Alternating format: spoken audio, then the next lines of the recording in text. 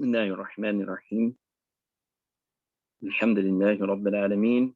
والصلاة والسلام على سيد الأنبياء والمرسلين محمد المصطفى وعلى آله وصحبه أجمعين. So we will probably be continuing the same subject, although we might actually diverge and start another subject today.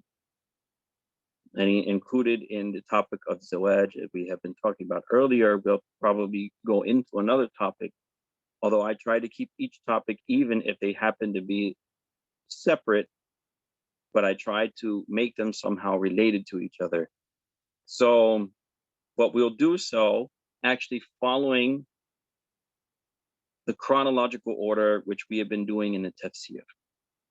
That is to say that same topic, but we will return to the tafsir that we left off at, even if we skip maybe one ayah. So basically, same topic starting from, in this case, ayah number 28 in Surah An Nisa. If you want to read along or you want to reference this ayah. So in this ayah, in this verse of Surah An Nisa, that is again ayah number 28, Allah Azza wa Jal says, يريد الله أن يخفف عنكم وخلق الإنسان ضعيفا. That Allah desires or wills that He should lighten your burden. أن يخفف عنكم. Or you can say He desires to make things easy for you. وخلق الإنسان ضعيفا. Indeed, mankind has been created weak. Understanding the previous discussions and also understanding the ayat that we were doing in our halaqah before this, namely those ayat where Allah subhanahu wa ta'ala had allowed a man who cannot be patient to wait until he is financially able to marry a free woman is given the choice to marry a slave woman. Okay, that was obviously the ayah that we discussed, and then the whole discussion of zawaj and marriage opened up, because basically, even if in context, obviously slavery doesn't exist, so we don't have that context, and that's another subject in itself. We're not trying to talk about that at the moment. But the point of the ayah was exactly as this ayah is now making it even clearer to us, is that Allah subhanahu wa ta'ala desires to make this affair, particularly, in other words, zawaj and marriage, very easy for you. To the point that even if you're not financially able to marry a woman of normal social standing, we can put that in our own context. Yani, that you can't afford to marry a woman who has a normal social standing that might demand more of you, then you can marry with less, at least, or the least amount of burden and responsibility from financial perspective. Why did Allah allow us to do that? Because of this. يُرِيدُ اللَّهُ أَن يُخَفِّفَ عَنْكُمْ. Because Allah subhanahu wa ta'ala desires to make it easy for you. Takhfif is literally to make it light.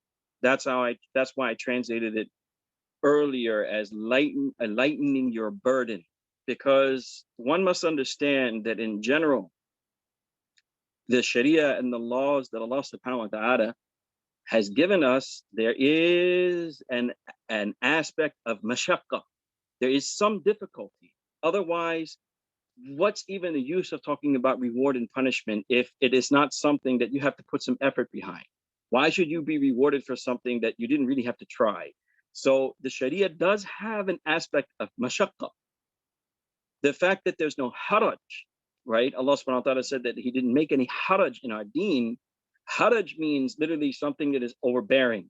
It is very difficult and it'll actually hurt you. Yani, it is something that is too difficult for you to bear. That does not deny mashaqqa. I want you to understand the difference. Haraj and mashaqqa. Overbearing difficulties, mashaqqa, some difficulty. There's a difference. Overbearing difficulty, haraj, obviously is something you can't handle.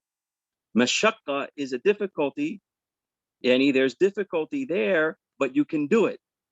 This is like asking someone to move a mountain, haraj, right? It's too much. Mashaqqa is like asking someone to go to the gym.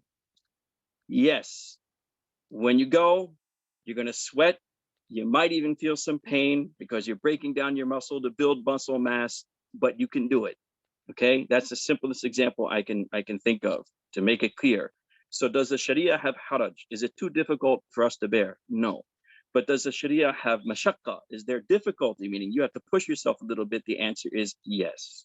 So no one should think ad-dinu yusr, as the Prophet ﷺ said, that the deen is easy, means that there's not any effort. I mean, there is an effort on your part, right? It doesn't just come naturally to obey the commandments of Allah Azza wa Jal and to stay away from the prohibition. There is an effort that is needed for you to get to that level. Okay, there's an effort. There's mashaqqa. So we will never say that the Sharia doesn't have mashaqqa. But in this case, Allah Subhanahu wa Taala, again, the context is marriage, and especially the context, the several ayats before, is for men whom do not have the patience to wait to get into a financially lucrative position, right? So they can marry in such a state where they're not burdened completely with these financial responsibilities. Why did Allah do that? Because He desires, yuridu, it is irada, and irada is another attribute of Allah, meaning we describe Allah, as you see here, Allah describes Himself as having will. Yuridu Allah. Allah subhanahu wa ta'ala has described Himself as having will, that He has willed what? To make our burden easy for us. So there is difficulty, in other words, in staying in the halal, right? There is, and that's something I will address right after the next ayah. This is the first thing we have to realize, that doing the right thing in this regard, not committing zina, there is going to be some mashaqqa and effort on your part. Remember that point. Because, Muslims, and it is a very good thing, tend to be very shy, which is good because, as Rasulullah ﷺ said, every nation has a salient feature by which they are recognized, the hallmark, if you will, of that nation. And ours is haya, is modesty. So that's fine. But when modesty gets to the point of self-denial, and which is what I'm going to get to, meaning we tend to be so modest that we don't want to admit our true humanity. And just keep that in mind. I'll get to all these points one by one. We tend to be so modest that we kind of ignore our own humanity. And here Allah subhanahu wa ta'ala is actually exposing our humanity by saying, وَخُلِقَ الْإِنسَانُ ضَعِيفًا. Mankind, believer or not, all of us have been created weak.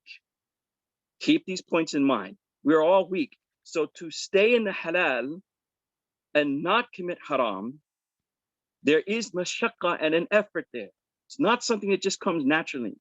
Maybe some of us have been raised in better families and societies and cultures where, just because of the pressure of that culture, where we find it perhaps easy to say that, committing zina is something I would never think of or I would never do. But that is because of some other external pressure. That means to say that because it would be so shameful in the eyes of your family or other people, which is a good thing, that's why you never thought of it. But it is not beyond human nature. Meaning, by our nature, we are very prone to that sin in particular. We'll get to that. So that's why doing things in halal as opposed to haram, there is an effort, there's mashaqqa in it, and also, as the Prophet ﷺ said, there is reward in it for that very reason, because you chose to do it in halal as opposed to haram. Does that also point to what? Mashaqqa. There is some effort you have to do there to tell yourself, I will not do haram, I will do halal. But in this, Allah subhanahu wa ta'ala also desires, irada means, again, it's a sifa, it is a divine attribute, which denotes that when Allah subhanahu wa ta'ala creates, He does so according to His will. And when He creates it, He creates whatever it is. in a way that of all the things that are possible for it,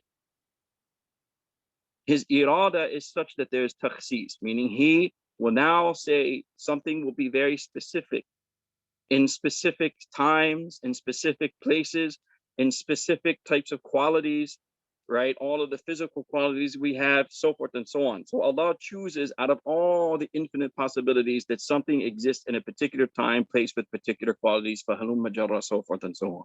That's his irada.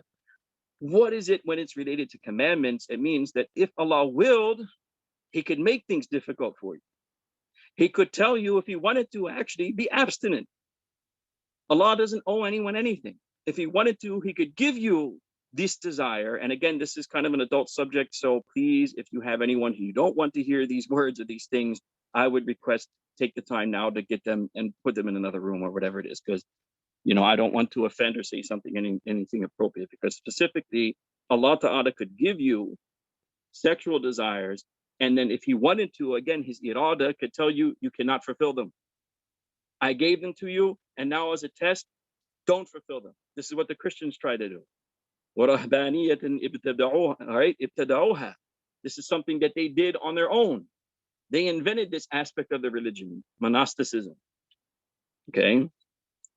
This is something Allah, if he wanted to, he could have told us to do that. That's what irada means. Keep that in mind. If he wanted to, he could have commanded us, yeah, I gave you the desire, and now you're not allowed to fulfill it as a test.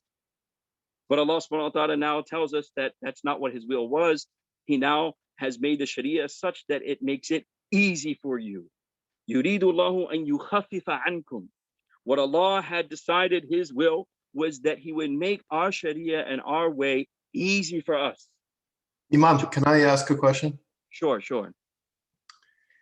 So I'm sure you've heard this argument from homosexuals who will say that I have this desire, but I can't act on it. Right. Okay. Yeah.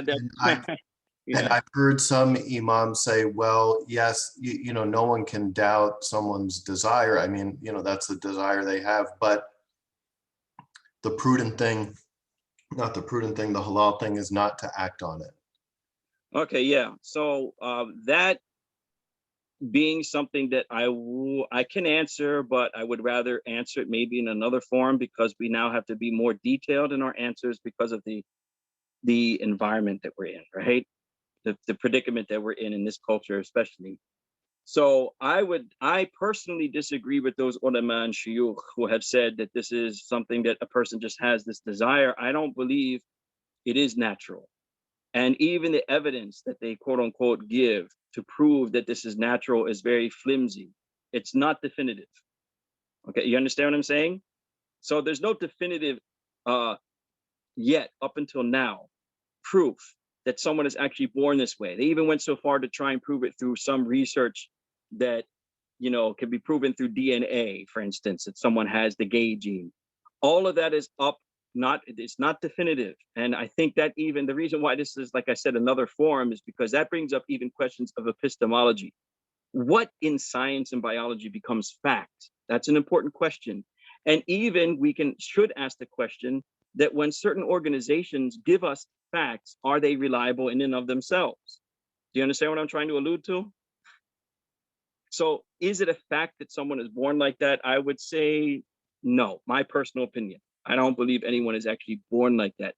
People can actually be born with more effeminate qualities, no doubt, right? And just as a woman can have more masculine qualities, but that does not mean that they automatically are homosexual or whatever it may be, okay? This is a choice that someone makes. Even if you buy that argument, even if you don't agree with me and you say, no, I think there is enough evidence to say definitively that people are born that way, the idea is this, that Allah Ta'ala has never allowed homosexuality in any circumstance. And to be fair, Allah subhanahu wa ta'ala also has never allowed zina in any circumstance. This is one of the sins that many ulama has described, that zina, okay, is a sin that was forbidden in every prophet's sharia. Unlike drinking wine. That's why you have kosher wine, because in the sharia of Musa alayhi salam, and then after him Dawood alayhi salam, because he was a prophet, he was a Rasul, and he was given the Zabur. They did not have the prohibition of wine. Whereas in their Sharia, if you look at the 10 commandments, adultery and zina is forbidden. So point being what? The zina has always been forbidden with every prophet since the time of Adam alayhi salam until now. Okay. In the same way, homosexuality will always be forbidden. So the point that converges here is that zina, if you were to make the argument that homosexuality is natural, so is committing zina. In other words, having heterosexual sex is also natural. Yet we were not given permission to do it outside of zawaj, outside of marriage, ever. You understand my point? Yeah, so I no, I agree with you, but so how would you explain someone's desire to incline in that way? Would you just say that that's the deviant inclination, that and that's something that they've brought upon themselves, right? That would be I personally believe that, right? If you don't want to use that argument, you still have to understand that just like committing zina from one aspect outside of Sharia can be considered natural for a person who is this heterosexual, right? sure. But the Sharia says you can't do that, Yes. right? That's the point of mashaqqa. Mashaqqa, the difficulty there, as I mentioned earlier, is that you have to choose not to do that and do it in halal, okay? Even if it is natural, right? Even if it is natural, you have to choose the halal. Same thing goes for this person. I personally, that's why I'm always predicating this on the fact that my personal belief is that it is not natural and that it is something that definitely is from the influence of shaitan. And I will get into that later on. We know from certain hadith that the Prophet ﷺ said, even at the time of conception, if a couple does not say Bismillah, shaitan is already influencing, was not even a child yet. So Right. the influence of shaitan can start that early. You know, they only look at things from one aspect, from DNA, right? Which is a very physical, material aspect of mankind's existence. When we look at it from the other side, from the unseen part of it that influences us as well, the shayateen influence us even at that point of time, before we're even conceived completely, right? No, but Imam, how is that different? How is that different than original sin to some degree, right? So how Uh, could the shaitan have an influence on a child? because in original sin, the idea is that we will always be prone to do evil. Shaitan is a test like everything else in the world. Our concept is that we are prone to do what's right. That's what fitrah means. Kulu mawludin yuladu ala al-fitrah. The idea of fitrah, it implies that we have been created to choose to do the right thing. By So our is it safe to say that some babies are born more so with a greater influence from shaitan than others? Of course, that gets back to another hadith, the famous hadith of Abdullah ibn Mas'ud anhu, where he said that within a 40-day period, we are created, then another 40 days, and another 40 days. In the last trimester, what are the three things that the malaika actually write down? One of them is that whether we will be wretched, shaqiyun and sa'id, whether we will be wretched or we will be felicitous, meaning that whether we will be ultimately people of hell or people of Jannah. That's written before you even come into this world. So, but again, this gets into the issue. It's another issue that this all needs time and to discuss. It's qadr and destiny, right? And in that issue, which I think we've discussed plenty of times before in our other halaqat, and I would love to discuss in another setting, because again, it takes time, and that's why the community has to learn, right? Because these things that do deserve our time and attention. So that knowledge is with Allah, meaning none of us can access that knowledge of whether a person will be from the people of hell or people of Jannah. But we do know what it answers your question, that yes, some people are just destined for the fire. And so they're going to behave and do things that will lead them to their destiny. As another hadith regarding destiny, as the Prophet ﷺ said, everyone will find it very easy to do what they've been created for. No, but Imam, I'm sorry Yeah. because this point is confusing me a little bit. How could the actions of two parents influence? I understand they influence a child, but isn't it a little bit unfair that that act could have a bearing on the child that he has no control over yet at this point? It doesn't always. Okay, remember that Allah Ta'ala, to exhibit his absolute power and will, these qualities that we're talking about, sometimes does what we don't expect. تُولِجُ اللَّيْلَ فِي النَّهَارِ وَتُولِجُ النَّهَارَ فِي اللَّيْلِ. That he brings the night out of the day and the day out of the night. Some scholars, Ahmed as-Surhindi rahimahullah ta'ala, in his tafsir of this ayah said that he will take believers out of kuffar and he will take kuffar out of believers. Talking about specifically children. So it's not always the case. Sometimes Allah subhanahu wa ta'ala will show us. I mean, I might be a living example. My parents weren't Muslim, right? I was brought up in an environment that no one, if you saw me before I took Shahada, I'm sure no one would assume that I'd be Muslim, let alone, you know, studying and becoming a scholar or anything like that. Allah does that for a reason, to show us that he can take people in a situation, like you said, where it looks like there's no hope already because their parents are like this and the influence of shaitan is there. And then from that, Allah subhanahu wa ta'ala brings out something totally different. Just in the same way that our beloved sallallahu alaihi wasallam was brought out of a people who were steeped in jahiliyyah. Did anyone expect anything from the Arab in the time of the Prophet sallallahu alaihi wasallam? You understand? So that's why when we talk about these things, it's okay to understand that there may be certain patterns of behavior that is predictable. And that's what I have against, even in our culture, when we talk about DNA and genes, as if DNA and genes are an absolute way to predict people's behavior, because that's what they're doing too. Even with this issue, that if they have this certain DNA and gene, then they're going to behave a certain way. I'll say, yeah, it could be that those are signs that more than likely a person will be that way. But Allah subhanahu wa ta'ala knows where we don't. And he can take an example like that and make an example like that into something we have never expected. That this person whom you expected not to have anything, to be a certain way, now becomes a saint. And to be honest with you, more than often, that's the case. If you look historically throughout Islam, many of the great scholars and awliya, what we call, if you will, friends of Allah in history, had a past that you would never have expected that this person will be what they became.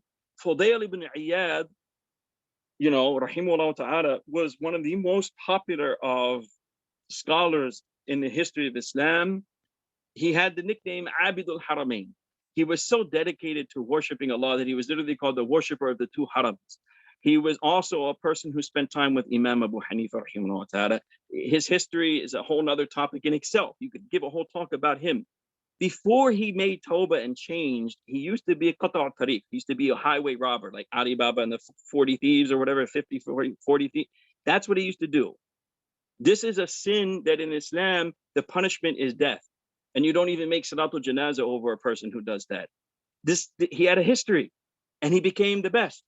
If you took our standards, I'm talking about here in America, a criminal is punished to be expected to be a criminal for the rest of their life. Even we might even take these studies of genealogy. That's why many scientists, biologists, and other people find the study of DNA to be somewhat problematic. We may even find some justification that that person was born to be a highway robber, and that's all you can ever expect of them. That's why the best thing we can do is keep them in prison and let our tax dollars pay for them, right? To live in prison. That's their solution for things. What does Islam say? You don't know the end of anybody. Even if it looks everything is against them, that person, right, can become much better than me, actually, if Allah Ta'ala gives them tawfiq. So the idea that certain things can be against somebody, yeah, but if Allah wants to guide someone, yahdi man yasha, then nobody, as we say in the khutbah all the time, فَلَا مُضِلَّ لَهُ, nobody can mislead that person. That's why we can even say to those people who say, well, I was born this way and I can't help it. This is all an excuse. You don't know what your destiny is. If Allah subhanahu wa ta'ala wants to open your heart and make it easy for you to make tawbah and make you into a different person, to someone who's not even recognizable. Literally, Fudail ibn Iyad rahimahullah ta'ala, after he made tawbah and became what he is, he would not be recognizable to the people who saw him before, he was robbing. They wouldn't be able to make the connection. This is the same person who threatened me under death, right? Under the sword, to take my possessions. Now, look at them.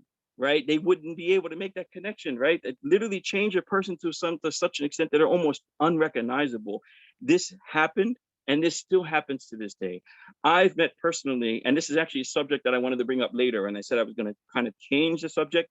I met personally in my, after taking Shahada, many new Muslims who you would never be able to recognize who they were. I'm just being very frank with you. Again, we're adults. We're talking about, I met an African American Muslim whom I regard to be very pious, and I've actually benefited from many things that he had to say and wisdoms that he had imparted to me, who used to be literally, forgive me for saying this, Frank, and I'm just being honest, what you would call a pimp. Excuse me for saying it like that. He used to actually sell women on the street in his past. I don't think any one of us can think of something lower, right? That was his past. Now, if you look at him, and I won't give names, and inshallah, you won't even know who I'm referring to, you would never be able to guess that. Why? You can't be. So we're saying, yes, certain things can affect a person, and certain things can factor into things, DNA, genes, shaitan, all these things. But sometimes Allah Jalla Jalaluhu, in fact, many times, in order to show us that he's in control and you can't assume things about people, he will change a person and get that completely. Do you understand what I'm getting at? Yes. So there's a goodness in all of us that is so strong and so inherent that despite the obstacles placed in front of you, and that is the most beautiful thing about the seerah of the Prophet sallallahu alaihi wasallam, is that despite the obstacles placed in front of you, Allah Ta'ala can make you into the greatest of all. The greatest of all prophets in the case of our beloved Sallallahu, the greatest of all nations in the case of his people and his followers. Kuntum khayra ummatin ukhrijat linnas. Right? From literally what no one could have expected, that if you looked at it from only that eye, that everything's against them. It's their culture, it's their DNA, it's this, that, and the other thing. However, I will add this later too, that this is part of why we disagree with the original sin too, that even in all of the bad that you see, there's always something good in every human being. Every human being, like I said, has this fitrah. Yuladu al fitrah. I didn't say it. Rasulullah sallallahu alaihi wasallam. We all have that potential. Right? لَقَدْ خَلَقْنَا الْإِنسَانَ فِي أَحْسَنِ تَقْوِيمٍ. Every human being has been created in the best mold. So no matter what you see of that person, there has to be something in them that is good and has the potential to be good. Now, if they've reached the stage where they have on their own destroyed that goodness of their own choices and will, to the point that Allah has sealed their hearts, because this happens too, khatama ala, right? Happens too, Allah seals something, but that's between that person and Allah. That secret of the heart is not for you and I to divulge in. We have to keep the positive side of it, which is that every person has potential, until the very end. So Rasulullah would work with people until the very end. He didn't give up hope until there was no hope left, until he was told not to. Look at what he did for the hypocrites. He wanted to make Salatul Janazah until Allah himself stopped him. In tastaghfir lahum, right? If you pray for their forgiveness or not pray for their forgiveness 70 times, Allah is not going to forgive them. So literally, the Rasulullah, even at the time of death, he still hopes I can make dua for this hypocrite, which means literally they have no iman. Maybe if I make dua for them, they claim to be Muslim, even if they weren't, and they were trying to plot against me, I'm still going to pray for them. Where is our lesson from that in Rasulullah? That even at the time of death, he still had some hope, right? Until Allah himself told him that there's no hope for these people. Right? Sawa'un alayhim anzartahum am lam tundirhum la yu'minun. These ayat that Allah repeats, it is the same whether you warn them or don't warn them. Many people misunderstand these ayat out of context and without knowing the tafsir, that means that you really don't have to worry about anybody, because it doesn't matter whether you warn them or not, they're not going to listen. The context is this, that the Prophet فَلَعَلَّكَ بَاخِعٌ نَفْسَكَ عَلَىٰ آثَارِهِمْ إِن لَّمْ يُؤْمِنُوا بِهَذَا الْحَدِيثِ أَسَفًا. Perhaps you would kill yourself in grief. Look at the strong words. Kill yourself in grief over the fact that these people will not accept your word. That the Prophet ﷺ was so engaged and worried about the people around him that Allah had to stop him by saying, it doesn't matter how much you warn them, they're not going to listen to you. I hope you're getting my point. Right? He never gave up his hope or his efforts on people until he was told to stop. Until Allah himself intervened and said, stop. Whether you tell them or not, they're not going to believe. So he would have never given up. Killing yourself in grief, think about the wording. Right? The wording is strong. That means that the Prophet ﷺ would have never given up. If he was going to kill himself in grief, it means he would have never stopped trying to bring the light to the people that he was tasked to, which means actually all humanity. But even in his lifetime, the people who were immediately around him, he would have never stopped trying until Allah himself told him, that's it. Do you understand what I'm trying to say? What is the lesson in that? That he never, the Prophet ﷺ himself never gave up on people. He never said that this is Abu Jahl. What an arrogant, ignorant man, which is true, right? No matter what I do, he's never going to change. And I'm going to keep on giving him dawah, keep on giving him dawah, keep on giving him dawah. I mean, this is the problem with us. Someone calls us bad names and we immediately say, oh, they're evil, forget them, go to hell. Are you a follower of the Prophet ﷺ? Right? He never gave up on anyone, no matter how bad they were, no matter how many names he was called, no matter how many times they tried to hurt him, no matter how many times they disparaged him, even tried to kill him, he still didn't give up on him until Allah himself said, okay, enough is enough. Now is the time, don't deal with them anymore. Do you understand my point? So we take a lesson in that. You can't give up on people because you don't know. This information that the Prophet ﷺ gave us about our destinies being written was not for us to try and uncover that knowledge, because that knowledge, as he also told us, can never be uncovered by us, not for ourselves or anyone else. We don't know our own destiny, let alone anybody else's. He told us that so that we can kind of take it easy on ourselves. So you don't worry about things that are beyond your control. Okay? That's the reason. As Allah himself said, the reason why I'm telling you that everything has been written is so that you do not become despondent and totally heartless if something happens to you that you don't like, and you don't become proud when something happens that you do like. But what Allah has given you, bima atakum. You see, in other words, there's a psychological, if you will, spiritual reason to why we have to accept that everything is destined. It has nothing to do with you thinking about it, because you can't uncover that knowledge. You can't uncover the knowledge of your own destiny, let alone somebody else's. It is to protect you from those two things. Don't become depressed by what you don't have, and don't become proud of what you do have. It has all been destined. Does that make sense so far? Yes, thank you. So basically, what is the point then? Don't give up on people. Okay, people, even if everything seems to be against them, actually there's always hope, which turns into an argument against the same people too, that you can't make this excuse as for disobedience of Allah, because the hope is always that Allah will make it easy for you to obey him, especially when he said, يُرِيدُ اللَّهُ أَن يُخَفِّفَ عَنْكُمْ, that it is Allah's will to make it easy for you, to obey him. In other words, it is Allah's will, that's what's related, to make the halal easy for you. If that's not the case, it's not because of Allah, it's because of yourself.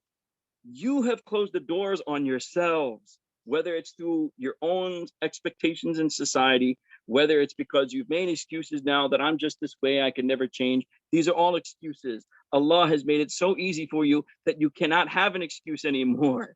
يُرِيدُ اللَّهُ أَن يُخَفِّفَ عَنْكُمْ. If there's this ease is not felt, it is because of something we have done to ourselves. Okay, we have done that to our own selves by cutting off the door. Sometimes we, like I said, we make excuses. We cut the door of Tawbah off ourselves. Oh, I'll never be able to change. Worse people than you have become saints, literally.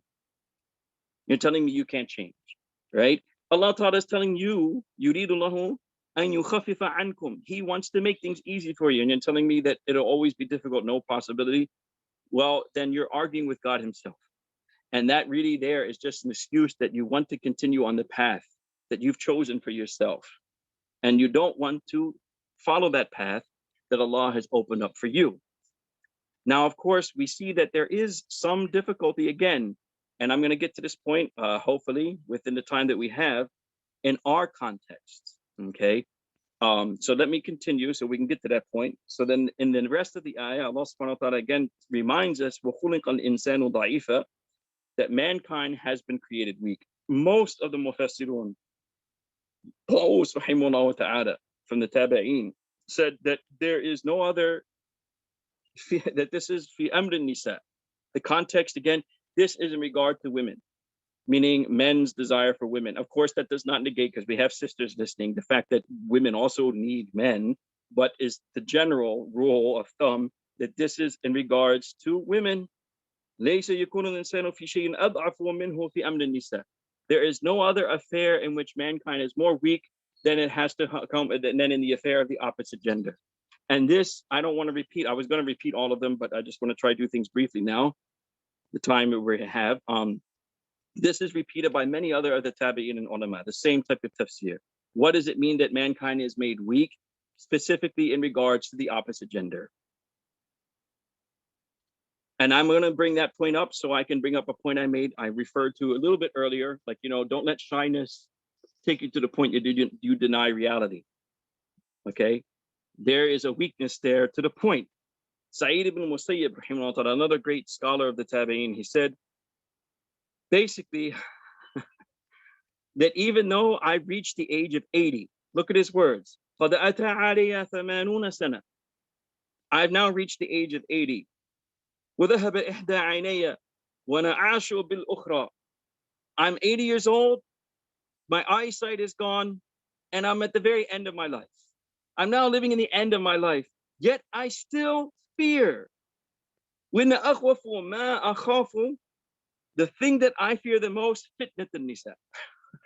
80 years old, can barely see, at the end of his life, and this great scholar, whom none of us should try to assume that we're more pious than him, is saying that I still fear more than anything the fitna of nisa, the trial and test of the temptation of my desire of women. Abdullah Mas'ud, another great companion whom the Prophet ﷺ said that you can take anything that he relays from me.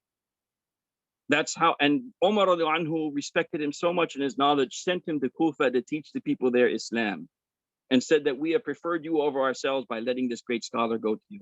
He himself is reported to have said that if I was given the news, if I was told that I have 10 days left to live and I could get married in those 10 days, I would do so to protect myself from haram. In the same way, Abu Hurairah anhu, even in his old age, used to make dua that, oh Allah, protect me from committing zina or stealing. And someone said that you've become old now and you're still worried about committing zina. And he said, I am not worried except because shaitan is still there. I don't want to be, again, this is an adult conversation. Some say that an old man is worse than a virgin. And there's a reason for that. Virgins don't know what they're missing. It's biological. They can control it easier. An old man, even when he's 80, still has the memory banks, unfortunately. This is what happens to old men. Even the Prophet ﷺ said that human beings in general, as we get older, our desire for the dunya increases. We're about to die and we still want to make $1 billion. That's how we are as human beings. So don't ever think that this ayah, وَخُلِقَ الْإِنسَانُ ضَعِيفًا, that all of a sudden we're above this, that we are not weak in this regard, that, we just, and the reason why I'm mentioning that, I just want to briefly, again, there's a lot of things to talk about, but I remember once I had a conversation with a brother who's about my age, mid 40s, now getting into late 40s, right? We're getting older.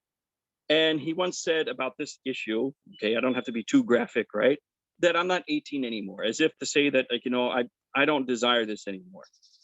And I thought to myself, I didn't say this to him, but I said, this, I don't buy that. My own father, who's not Muslim, by the way, got married when he was about 50.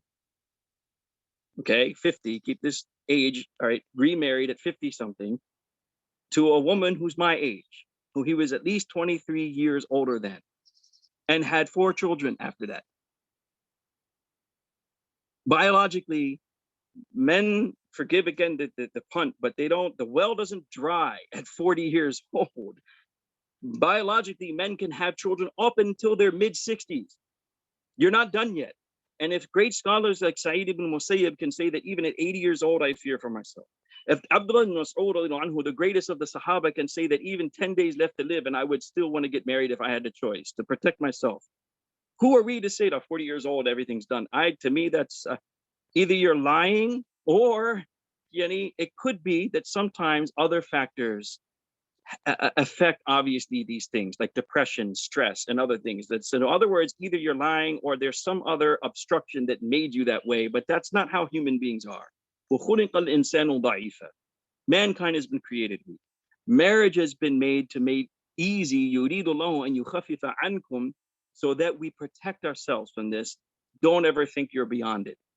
We are all in that same category. And if you look in this ayah, al-insan, lamu ta'rif, this is the definitive article of Arabiya, all mankind is being included here. Prophets don't commit sin because of a special malaka and intuition or strength that Allah gives them to avoid sin. That does not mean that they were not human. They still got married. They still had children. Ibrahim alayhi salam had children when he was well beyond 60. Forget about regular men biologically, right? So listen, we are what we are. Allah Ta'ala created us that way, but He desires to make it easy for us. The Sharia has not placed on us a burden beyond la yukallifullahu nafsan illa wusaha, except what we can do. There's mashaqqa, okay? The mashaqqa is in exactly that. Do it in halal and avoid the haram. But the halal cannot be so difficult in this regard, especially when it's something that Allah has said specifically that in this regard, وَخُلِقَ الْإِنسَانُ ضَعِيفًا, we have been created weak. To the point that some scholars, again, like I didn't want to name all of them, some scholars have mentioned that, even to the point that a man, again, there's studies about this too from a psychological perspective, men are more visual. So he said, this is the truth. What can be weaker that just by you looking at someone, now all of a sudden you have problems? And men know what I'm talking about. Just by you looking at someone, this is why Ghadl Basar, keeping our gaze down, is another commandment of Allah. Who is weaker than that?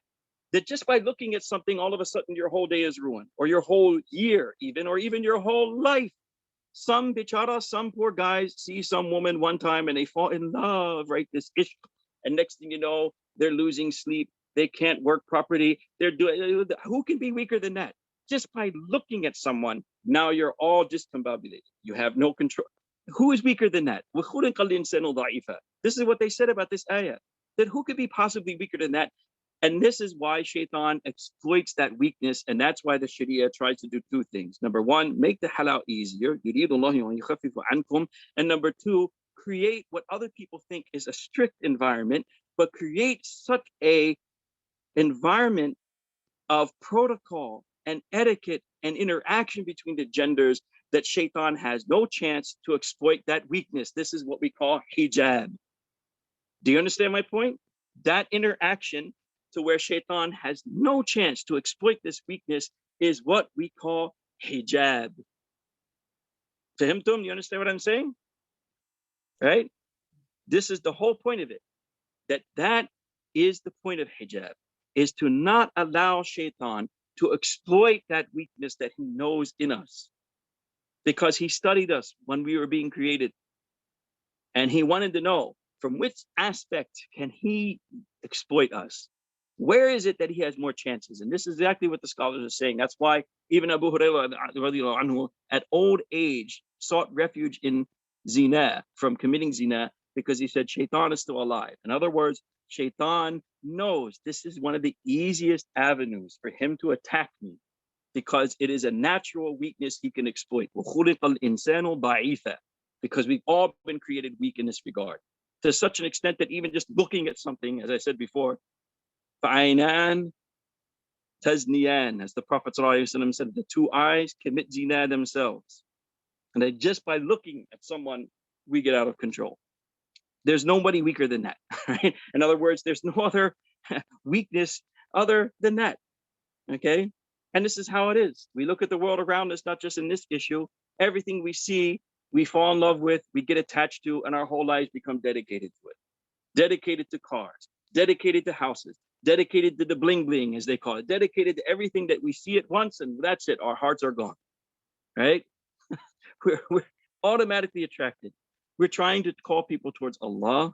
So this is why hijab exists, so that shaitan does not exploit that weakness and has people basically, they've even done studies that, honestly speaking, in schools that are not segregated by sex, people have harder times studying because it's just natural, right? They're going to be around each other all the time. People are going to be looking at each other. Feelings and emotions are going to be involved. That young man is more interested in the girl behind him than he is the book in front of him. Trust me. That's just the way it is. He's more interested in getting to know her than he is about learning about geology. Trust me. Okay. The only reason why he would do that is because he might have strong parents or a cultural influence that will force him to keep in those books and not talk to the girl, which is not a bad thing. But by nature, he is distracted. That's just the way it is. That's why hijab is made. It is not some strict, archaic way. It is to try and prevent, again, the opportunity of shaitan to exploit that weakness. Now, again, I said I was going to kind of mention something that is and not related, and before we end here, which is that a lot of what we've talked about, even in previous discussions, because the key here is exactly as Allah said, Allah subhanahu wa ta'ala wants to make it easy for us to do the halal. If not easy, it's because of something that we've done ourselves, or even it could be the environment that we live in. For instance, we know that in our society, in our time, marriage is a very precarious affair, right? And again, this is something society has decided to do on their own. This is not the will of Allah. Allah's will is to make it easy for us.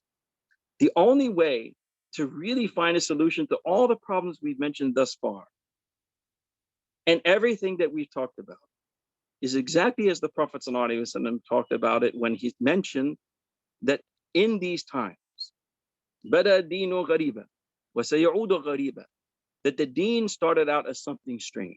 Gharib means literally something unrecognizable. That is to say, non-conformists. That what they did was odd to everybody else. What are these people doing? Non-conformity. Keep that word in mind. Then the Prophet ﷺ said, وَسَيَعُودُ غَرِيبًا. And again, in the future, the deen will return as something strange. Meaning if you do it, again, non-conformity. People will look at you and say, what is this person doing? Right? Everybody else is doing this, conformity, right? This person, non-conformist. They're doing something gharib. We don't even recognize. What is that? Why am I saying that? Look, we talked about the potential that's in every person. And I want to say this in a way that I hope it doesn't hurt anyone's feelings, that, we all have something to learn from each other. And I think that one thing that, for some reason, a lot of Muslims who are either first-generation immigrants or even born in this country, meaning they're not immigrants, they're Americans, but they still are raised by an immigrant family, that sometimes they tend to overlook something that I want you to think about. A lot of the people like myself and others, whether African-American, white, or Latino, or whatever background they have, I know Filipino brothers too, meaning they were born in Christian Filipino parents, here in America, but they became Muslim. So from the diverse crowd that we have in America, people who take Shahada, one common thing I find amongst all of them, if you actually sit down and listen to their stories of who they were before Islam, most of them were non-conformists. Whether it's because of their minority status and they weren't accepted in society, whether it's because they were criminals, frankly speaking, or they were part of some type of counterculture movement like myself and many others, you will find that the common theme amongst people who take Shahada in this country is that most of them, the majority, not all of them, but most of them were non-conformist before they came into Islam. And I tell you this because even do your own experimentation. Ask these new Muslims, quote unquote, how they became, what they were doing before Islam. You will find again, they're on the fringe of society, or they were mostly non-conformists. Why is that important? Because think about what I just said. The deen will start something strange, non-conformity, and it will end the same way too. In the last days, it will also go back to the point where practicing deen will be an act of non-conformity. You will not be doing what everybody else is doing. So you need to learn that lesson from these new Muslims how to survive in a society as a non-conformist, because you're not going to be able to practice your deen without it. بَدَأَ دِينُ الْغَرِيبَ وَسَيَعُودُ غَرِيبًا. It started off as something strange. Again, non-conformity, it'll end up that way again. So that's the lesson you can learn from a new Muslim, is at anything else, is that this non-conformity helped them to achieve what they can do now, which is practice their deen, because they have that in their, if you will, their jahiliyyah, it comes out in their Islam. Just like Abu Bakr anhu told Umar radiallahu ta'ala anhu in the time of Ridda, when the people had renegated, most of them from Islam, he said, "Ajabarun fil jahiliyyah? Were you brave and proud in the time of jahiliyyah, and now you're a coward in Islam?" What is he trying to say? That quality that you had in your jahiliyyah will actually be advantageous in your Islam if you use it for the right cause. That non-conformity that Allah Ta'ala, that you will see in most new Muslims, has a purpose. There's a reason why Allah Ta'ala did that, because it has a purpose now in Islam. What we can learn from quote unquote born Muslims is what we don't know, because we didn't have that, is to learn, for instance, the etiquette and behavior of Islam. We weren't necessarily brought up in societies and in families where we are generous, where we don't think about ourselves only, so forth and so on. You get my point. So we need to learn that as well. But each group needs to learn from each other. And I'm saying that because you cannot make these things easy. Marriage is not going to become easy until you decide to become non-conformists. If you're not willing to do something different, then it's going to continue to be difficult. If you want the things to remain the way they are right now, it's not going to be any easier for you or your future generations. And I'm going to wrap it up on that point, future generations. Why? Again, try to understand they may seem unrelated, but they are related. There's an interesting hadith that is found in the Sunan of Abu Dawood and also the Mustadrak of Imam Hakim, where Rasulullah sallallahu alaihi wasallam is reported to have said, "Inna Allah yab'athu li hadhihi al-ummah ala ra'si kulli 100 sana man yujaddidu laha dinaha." Or kama qala alayhi salatu wasalam. That indeed Allah will resurrect for this nation at the every 100 years. In every 100 years, Allah will bring for this nation someone who will revive their religion. Man yujaddidu laha dinaha. This is a very interesting hadith. First of all, at the very least, it's Hasan. This is not a weak hadith. This is an acceptable hadith. Here, the Prophet ﷺ, every 100 years, Allah Ta'ala will bring someone. And even an emphasis, inna Allah, meaning they shak, no doubt, Allah Ta'ala will bring for this ummah at every 100 years. At the end, ala ra'si kulli miyati sana. At the end of every 100 years, someone will be brought by Allah to revive the deen for the ummah. Why is this interesting? There's a book that's been written called The Fourth Turning, where basically, to sum up, if you will, like a book report, it makes the observation by non-Muslims that generally speaking, history has a 100-year cycle. Actually, not 100-year, they say 80 to 90 years, roughly a generation. And 80 to 90 years, if you take it for Shamsiyya, the Gregorian calendar, or to the Hijri calendar, that's about 100 years in Hijri time. You understand? 80 to 90 to 100. And again, don't get caught up in the exact numbers, because we're talking about history, right? Things don't always become exact. Roughly 80 to 90 years, which is equivalent to about 100 years in Hijri time. You understand? They said history repeats itself. If you look at history, you'll see that's what happens. Within about 100-year time span, generations go through a change. Okay, generations go through a change. And even they broke it down that if you look at history and how it repeats itself, you'll see that even in those 100 years, there is a four, like you divide it into four, a 20-year period where these generations go through these changes from what they call a period of, you know, like, if you will, prosperity, then a period of awakening, another 20 years, to a period of unraveling, and then the last 20 years to a crisis. The crisis now marks the absolute change that comes afterwards, meaning another whole generational change. Why am I saying all this? Because look, the Prophet ﷺ said every 100 years, this is what's going to happen. Someone will come to revive the deen for the ummah, a generational, a complete change. which leads to other signs of the last day, which we won't talk about now. But in this observation of the fourth turning, they say that the prosperity, okay, the awakening, and then the period of turmoil and unraveling, then a crisis. If you look at it in our times, they say their observation that right after World War II in America specifically was the prosperity age.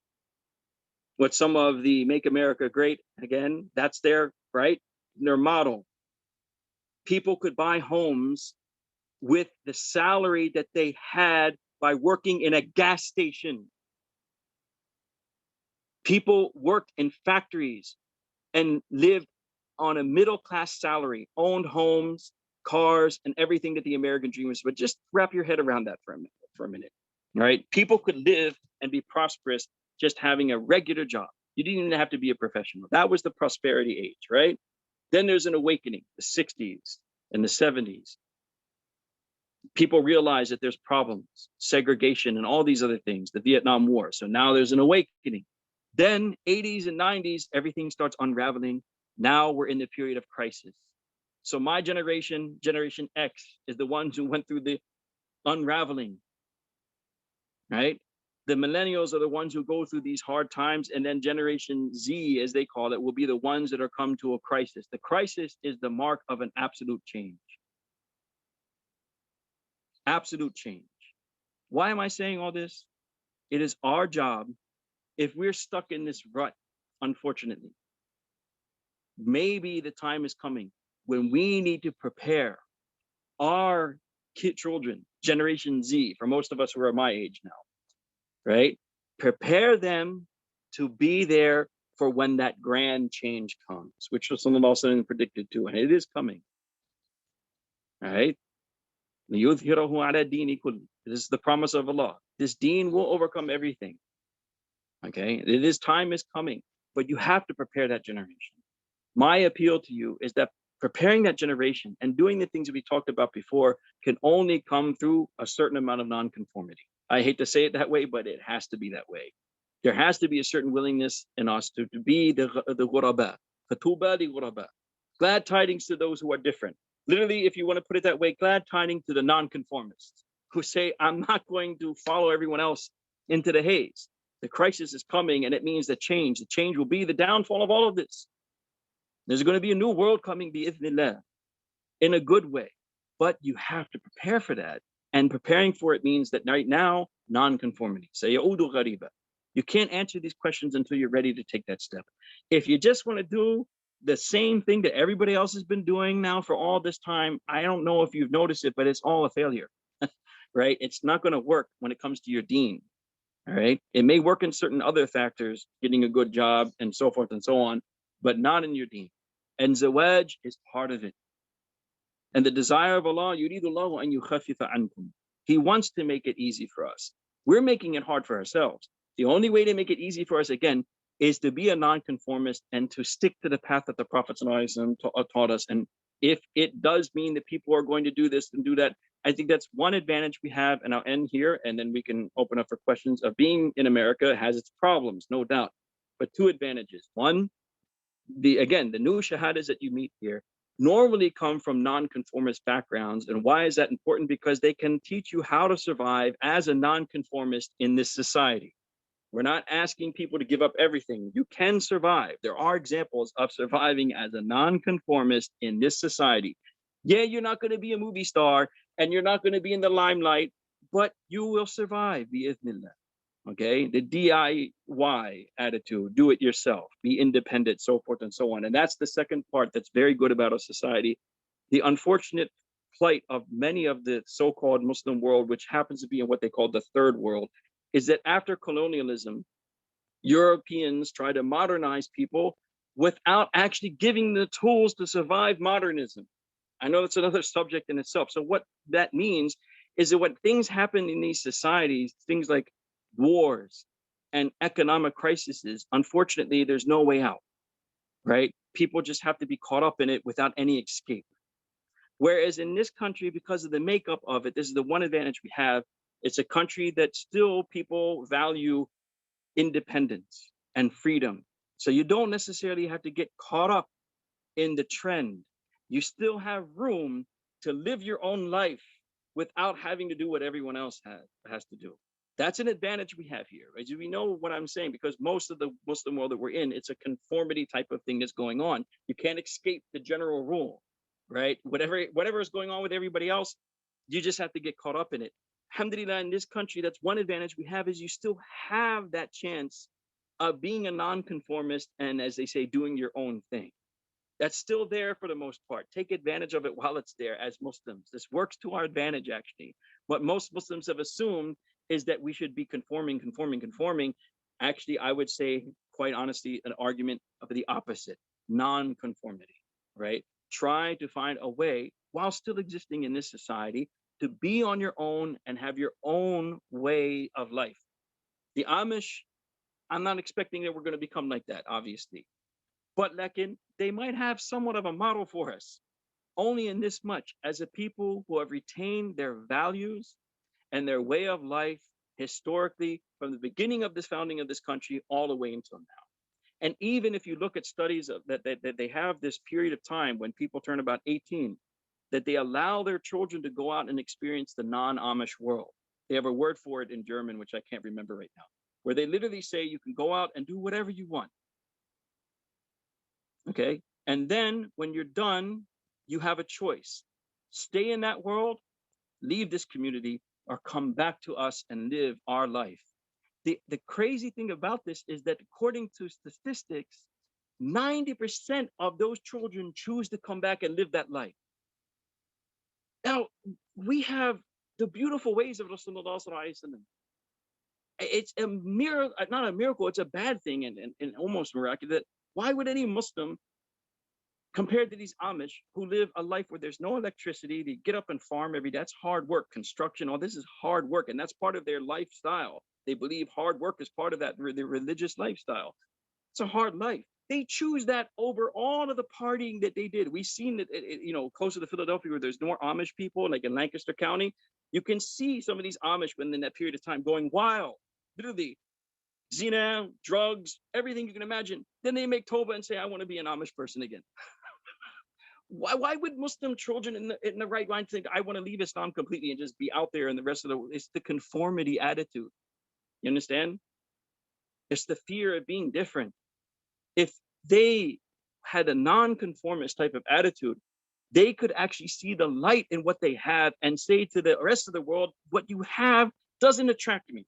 Just like an Amish kid would do the same thing. What you have, I've tasted it. It doesn't attract me. I'd rather be back on the farm. Look at the subhanAllah. That's amazing to me that they can do that. And yet we have trouble raising our own children, that they can make that choice themselves, that Islam is what I want, and we have to raise that generation. So I'm not saying to be so extreme as the Amish. And by the way, there's a promises, the last point, there's a misconception about them that the Amish people, technically speaking, are actually very wealthy. Just because they don't drive cars by choice and farm by choice through their construction and other things, they actually have, that community has a lot of wealth. They're actually quite wealthy people.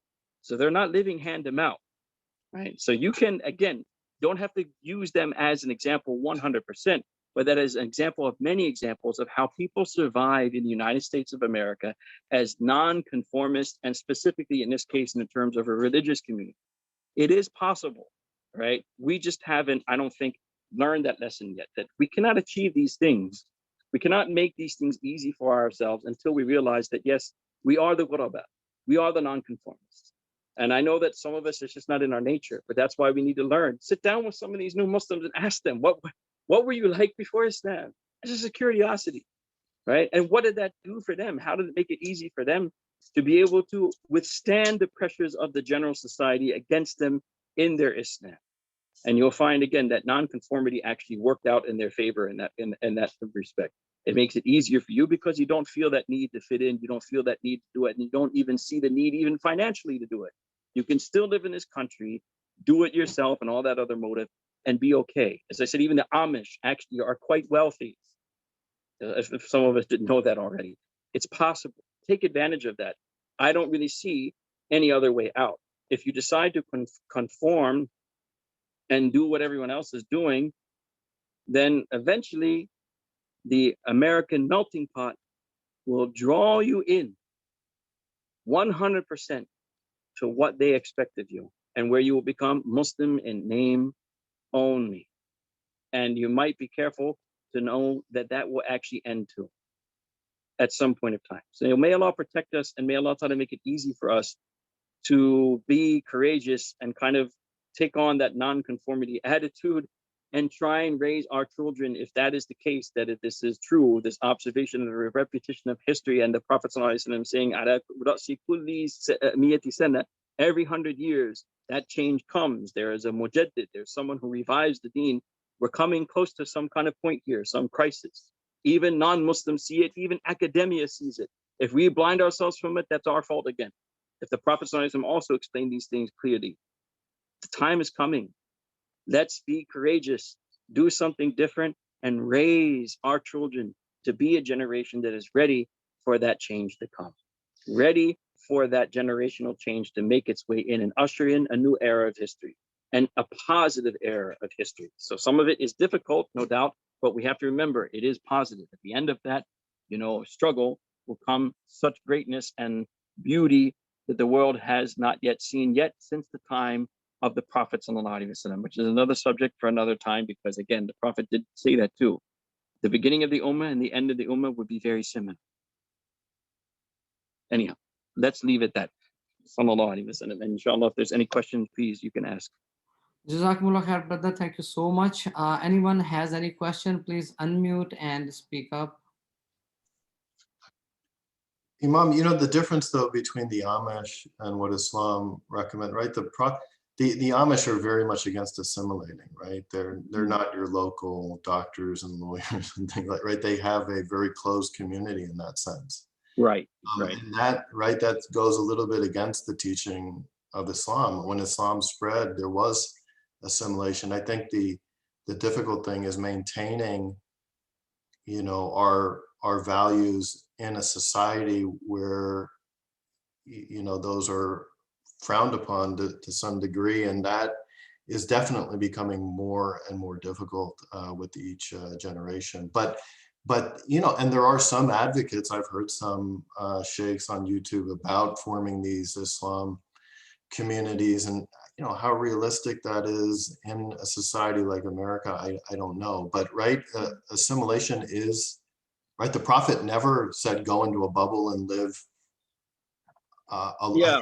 separate from society. Right. So there's a couple answers. I'll make it brief. Again, remember that I didn't say that they were a complete model for us. The only way I used them is an example of how a religious minority had maintained their values throughout the history of America. That's where they're an example, but not completely. You understand what I'm saying? So I wouldn't expect the Muslims, like some shuyukh have said, that they completely become like the Amish, where they just disassociate themselves completely.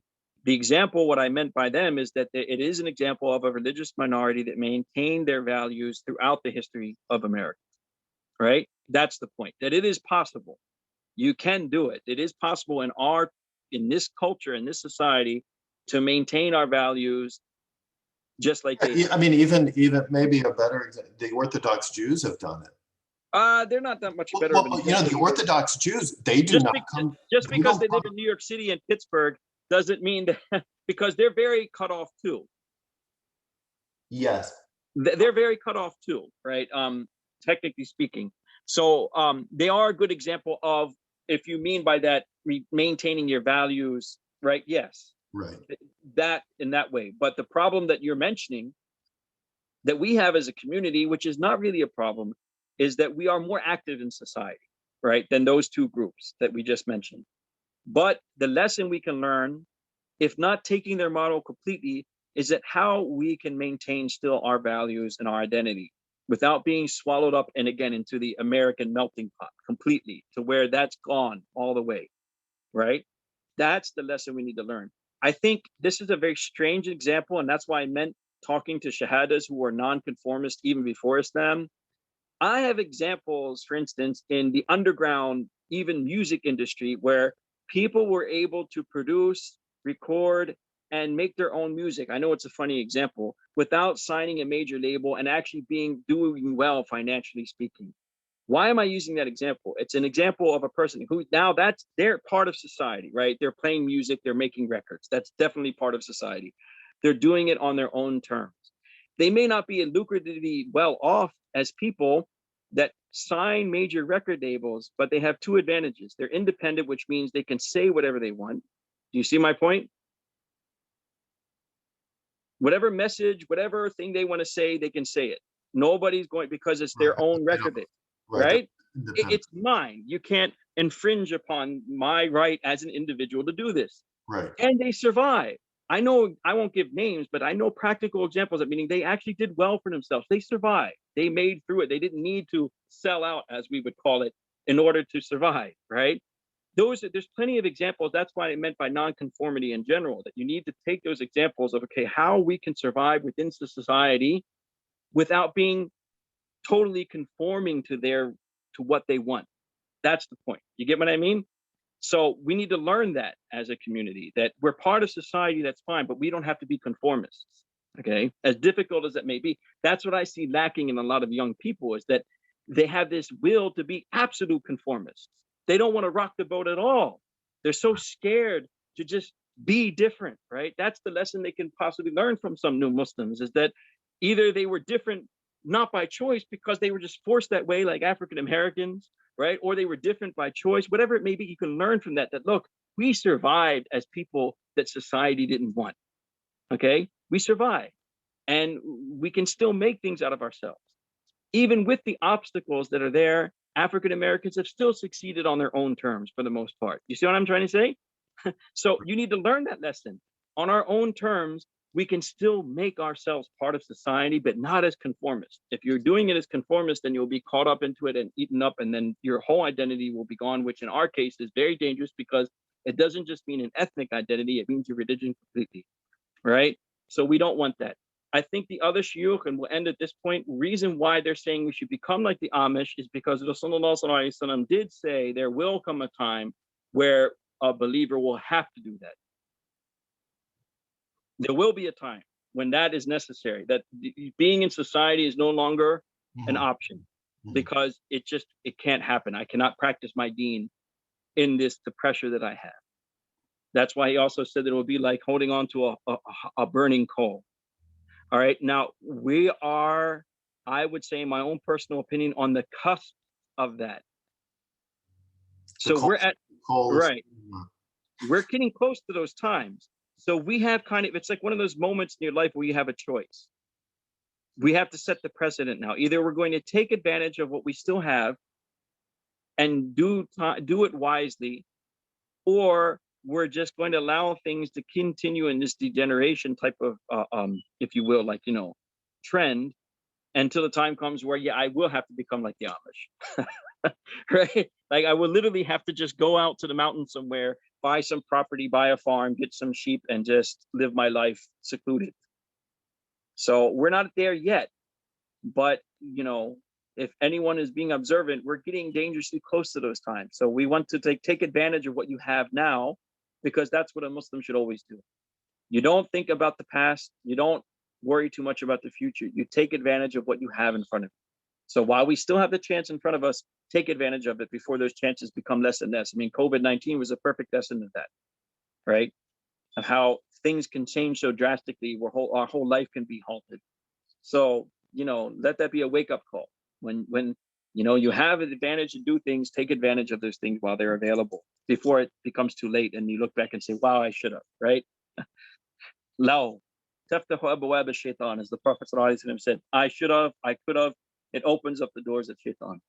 So we're still here. We still have some time and advantages that we can take advantage of.